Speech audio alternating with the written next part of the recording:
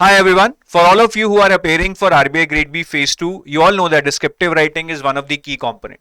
इस वीडियो में हम 10 बहुत इंपॉर्टेंट पॉइंट डिस्कस करने वाले हैं which can help you score excellent marks in your descriptive writing. When you're writing your answers, have you ever felt कि यार आंसर लिखा ही नहीं जा रहा है, कंटेंट बहुत है बट बाहर नहीं आ रहा है? उसका मेन रीजन बताऊं क्या है? That we have understood everything but we are not able to recall. So there is a difference between recall versus recognition. Recognition क्या होती है? मैंने आपको ये लोगो दिखाया, पूछा किसका लोगो है, आपने बताया गूगल का. रिकॉल इसके मैं आपको पूछूं कि यार गूगल का लोगो कैसा दिखता है. आपके सामने कुछ नहीं है, आपको सिर्फ सोच के बताना है, याद करके बताना है. That is recall. In answer writing it's recall. In objective questions it's recognition, recognising one your answer out of the 4 options. तो जो ये रिकॉल होता है ना, ये बहुत इंपॉर्टेंट होता है आंसर राइटिंग में, और हम यहाँ पे लैक करते हैं because most of the times we are preparing from the understanding point of view which can help us solve MCQs. तो आपने रिकॉल पे बिल्ड करना है, और रिकॉल पे बिल्ड करने का सबसे अच्छा तरीका है कि आप ऐसे कुछ माइंड मैप्स बताएं, ठीक है, बनाएं. ये बहुत ही एक कैजुअल सा माइंड मैप है on the empathy. This is just to give you basic idea. ऐसे माइंड मैप से जब आप बार बार रिवाइज करेंगे you will be able to recall. ठीक है. अगर माइंड मैप नहीं बना सकते हैं, just open your book, see the headings, close the book and try to recall what you have read under that heading. Keep doing that. It will help you increase your recall power. दूसरा है कि हमारे पास अगर content है भी, हम जब उसको कीबोर्ड पे टाइप करते हैं in our exam, most of the times we tend to make such spelling errors which we know. हम अगर उसको पेन से लिखेंगे तो वो स्पेलिंग हम सही लिखेंगे, but with the keyboard online typing we tend to commit some spelling errors, और ऐसे ही कुछ ग्रामेटिकल एरर्स भी करते हैं. और आजकल के जमाने में जब हम माइक्रोसॉफ्ट वर्ड यूज करते हैं, all these spelling and grammatical errors are auto corrected, but that will not happen in your exam. तो हमें इसकी आदत पड़ चुकी है, इस आदत से हमें बाहर निकलना है, क्योंकि एग्जाम में कोई भी ऑटो करेक्शन नहीं होगी. So always type your answers in a notepad जहां पे आपके स्पेलिंग और ग्रामेटिकल एरर्स नहीं होंगे, और उसको आप ध्यान से देखिए कि आपके एरर्स कहां पे हो रहे हैं, उसको कैसे कंट्रोल किया जा सकता है. Little bit of consciousness is required, that's it. Third is typing speed. आपको जितना भी आता हो, आप जितना भी अच्छा लिखते हो, but I have seen lot of people still struggling and not able to complete the paper. आपको एग्जाम में 2 क्वेश्चंस आते हैं 600 वर्ड के, 2 क्वेश्चंस आते हैं 400 वर्ड्स के. This amounts to total of 2000 words.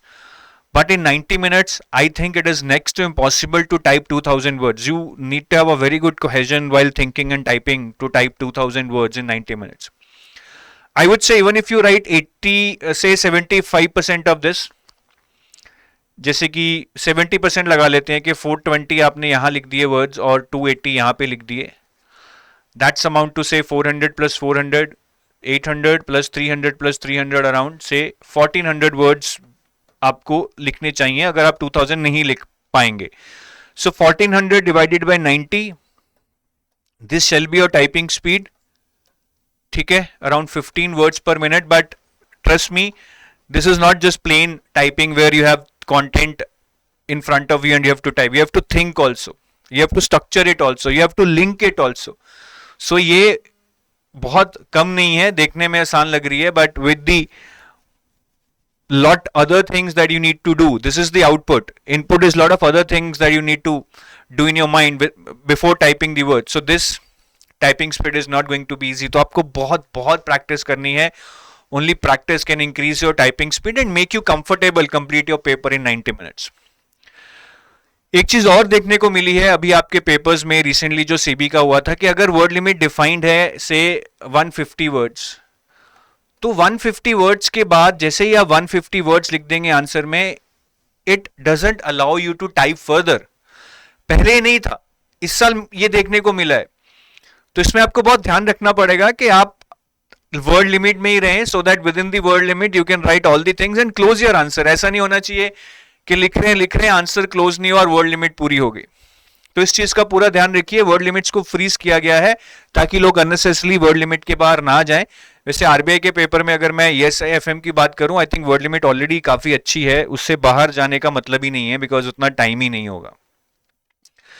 Then topic wise fodder is also important. See, in your ESI and FM, mainly the current affair based questions, you need to write some data, need to write some numbers. Uske liye it's good that if you can have some fodder ready with you.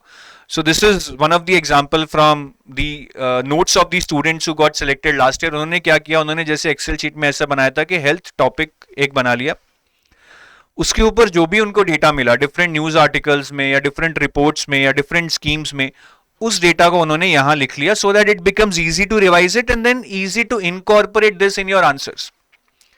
बहुत सारा नहीं लिखना है, आप 2-3 points ऐसे लिख लीजिए, 2-3 point schemes और रिपोर्ट्स में से लिख लीजिए, दैट्स ऑल.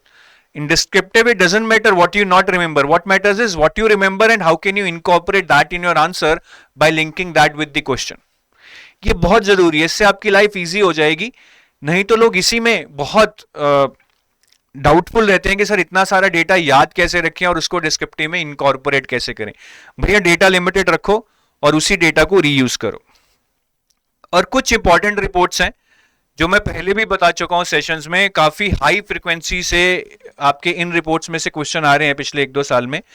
तो इन रिपोर्ट्स को डिस्क्रिप्टिव के एंगल से जरूर पढ़ जाना. Union budget, economic survey, RBI annual report, reports on trends and progress in the banking industry, financial stability report by RBI, currency and finance report by RBI, world development report, world economic outlook, और कुछ और reports होती हैं important areas में, जैसे कि gender equality, urbanisation, migration, poverty alleviation, sustainable development, social justice. इनमें अगर कोई इंपॉर्टेंट ऑर्गेनाइजेशन की रिपोर्ट है, जैसे कि यूनाइटेड नेशन की, वर्ल्ड बैंक की, आईएमएफ की, उन रिपोर्ट्स को भी जरूर पढ़ लें. उनमें से काफी क्वेश्चंस आए हैं. लास्ट टाइम माइग्रेशन से क्वेश्चन आया था, उससे पहले जेंडर इक्वालिटी से क्वेश्चन आ चुका है आपके ईएसआई के पेपर में.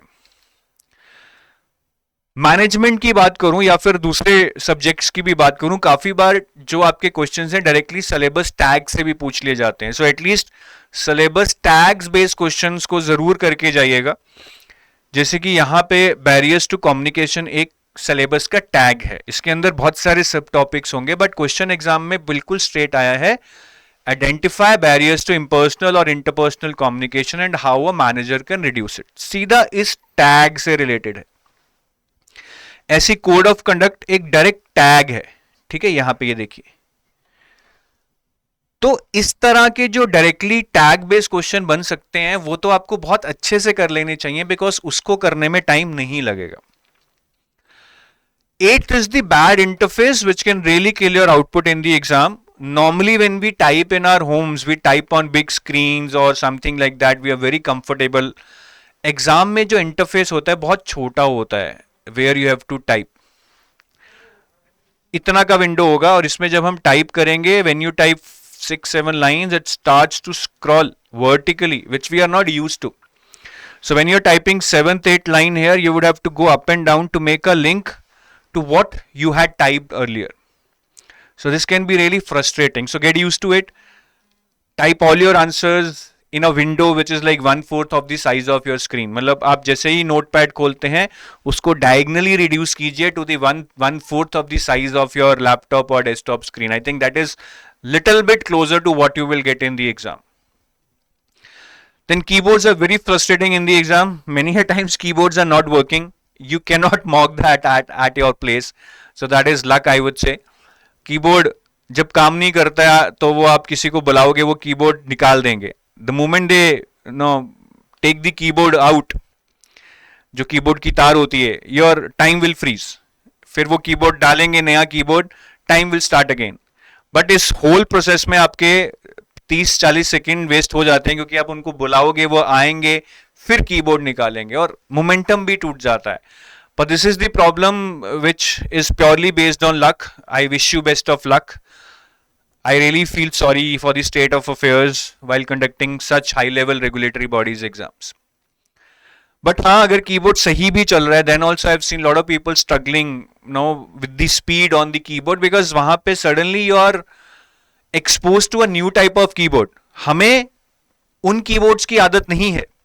हमने अपने घर पे अलग टाइप ऑफ कीबोर्ड पे कांस्टेंट प्रैक्टिस की है, 6 महीने 1 साल. We are very much used to it and we are very much able to write faster on it. But when we get a new keyboard, our speed tends to slow.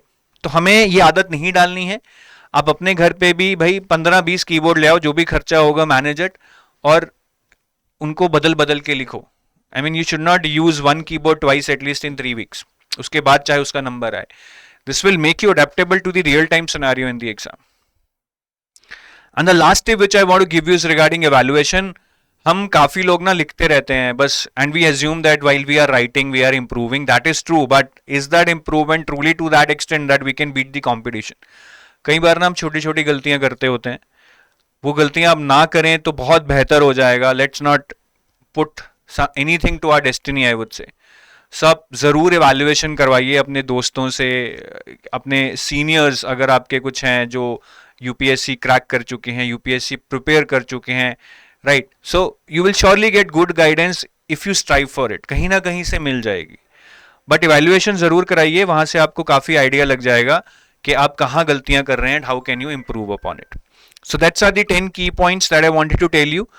Apart from that, I would like to say that we have launched this RBI Grade B 2024 Phase 2 crash course, and we are providing, right, we were providing rather 63% off. अब इससे भी ज़्यादा discount चल रहा है जो limited days के लिए अवेलेबल है. I think up to the range of 70-72%. So you can avail this. ठीक है, कूपन कोड भी ये चेंज हो गया होगा, ये पुराना है. Maybe RBI 72, I don't know. Actually, this is the old picture. I forgot to change it. Maybe you can try RBI 72 or something, or you can email us at this email ID.